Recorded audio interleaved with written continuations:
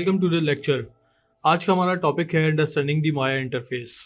आगे बढ़ने से पहले हम सबसे पहले तो ये देखेंगे कि हम माया कहाँ से डाउनलोड कर सकते हैं फ्री में, क्योंकि माया का जो हम वर्जन यूज़ करेंगे वो होगा माया 2020 और हम डाउनलोड करेंगे ऑटोडेस्क की साइट से, जो कि स्टूडेंट वर्जन ऑटोडेस्क ऑफर करता है 3 साल के लाइसेंस के ऊपर। आप सबसे पहले तो अपना जो भी आप ब्राउज़र यूज़ कर रहे हैं आप उसको ओपन करें और autodesk.com पे आप ब्राउज़ करें। सबसे पहले स्क्रॉल डाउन कर लें आप, सबसे नीचे देखेंगे सपोर्ट एंड लर्निंग का एक लिंक होगा। उस लिंक के नीचे आप देखेंगे स्टूडेंट्स एंड एजुकेटर्स, इसको आप क्लिक कर लें। लिंक ओपन हो जाएगा आपके पास। बिल्कुल सामने ही आपके पास डाउनलोड फ्री सॉफ्टवेयर का एक ऑप्शन आ रहा होगा, इसके नीचे स्टार्ट नाउ का एक लिंक है, उसको क्लिक करें। जब न्यू पेज ओपन हो जाएगा तो उसके अंदर आप देखेंगे कि आपके पास ऑटोडेस्क की जितनी भी प्रोडक्ट्स हैं वो सामने आ रही होंगी, जिसमें से हमें जो सेलेक्ट करनी है वो है माया। नेक्स्ट पेज ओपन होगा तो वहाँ पे आप देखेंगे कि ये आपसे आईडी मांग रहा है। अगर आप ऑलरेडी ऑटोडेस्क की आईडी आपके पास मौजूद है तो आप उसको साइन इन कर लें, अदरवाइज आप साइन अप कर लें, न्यू अकाउंट क्रिएट कर लें। जैसे ही आप न्यू अकाउंट क्रिएट करेंगे या आप ऑलरेडी ऑटोडेस्क की आईडी आप अगर आपके पास मौजूद है तो उसको साइन इन करने के बाद इसका डाउनलोड का लिंक आपको आ जाएगा। आई थिंक डाउनलोड का लिंक आपको ईमेल पे रिसीव होगा, तो वहाँ से आप इसको डाउनलोड कर लें। सिंपल आप इसको इंस्टॉल कर लें। इंस्टॉल करने के बाद जब आप माया को फर्स्ट टाइम रन करेंगे तो आपके पास डिफ़ॉल्ट जो वर्क स्पेस होगा या जो माया का इंटरफेस होगा वो कुछ इस तरह से होगा, जैसे आप मेरी स्क्रीन पे देख सकते हैं अभी। तो चलें स्टार्ट करते हैं माया के इंटरफेस के हवाले से। सबसे पहले तो आपको लेफ़्ट टॉप कॉर्नर पे आप देखेंगे कि आपके पास जो मेन मेन्यू है वो फाइल एडिट क्रिएट और इस तरीके से इन दी एंड हेल्प के ऊपर एंड हो रहा है। ये मेन मेन्यू इसलिए मैं कहूँगा क्योंकि ये मेन्यू जो है फाइल एडिट, ये आपको तकरीबन हर सॉफ्टवेयर में देखने को मिलेगा।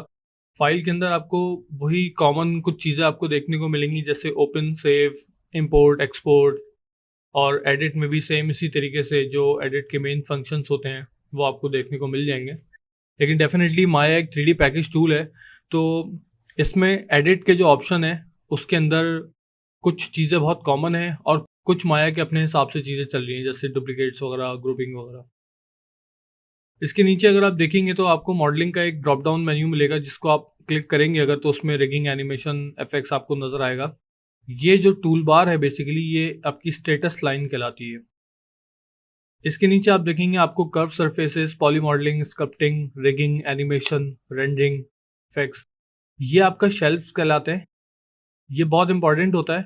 इसमें हम कस्टमाइज़ करते हैं कुछ चीज़ों को, जैसे कस्टम का जो शेल्व है ये अभी आपको खाली नज़र आ रहा है। कस्टम का जो शेल्व है इसको हम अपने वर्क फ्लो के हिसाब से अरेंज करेंगे। इसमें अपने कुछ कस्टम टूल्स ऐड करेंगे जो कि हम फ्रिक्वेंट यूज़ करते हैं।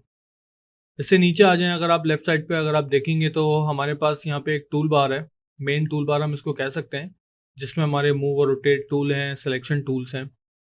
बिल्कुल सेंटर में जो आप ये एरिया देख रहे हैं ये हमारा व्यू पोर्ट है।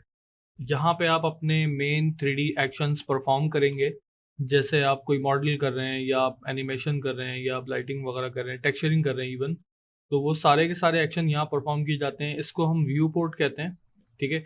राइट हैंड साइड पे अगर आप देखेंगे तो ये मॉडलिंग टूल किट है, इसके नीचे एट्रीब्यूट एडिटर, उसके नीचे channel box.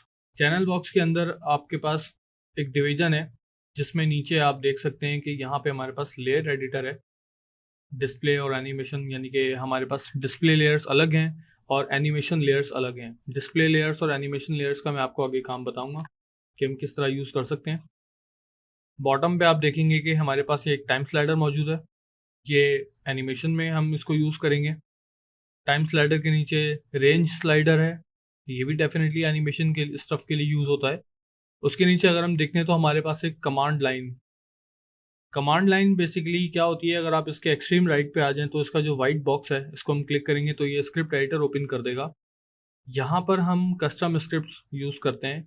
Even custom scripts के अलावा आप माया की अपनी परचेज स्क्रिप्ट भी यूज़ कर सकते हैं, डिफरेंट पर्पस के लिए यूज़ होती हैं।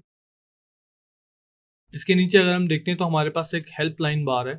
हेल्पलाइन बार का काम ये होता है कि जो एक्शन हम परफॉर्म कर रहे होंगे व्यू पोर्ट के अंदर, उसका स्टेटस आपको यहाँ पे शो करता रहेगा।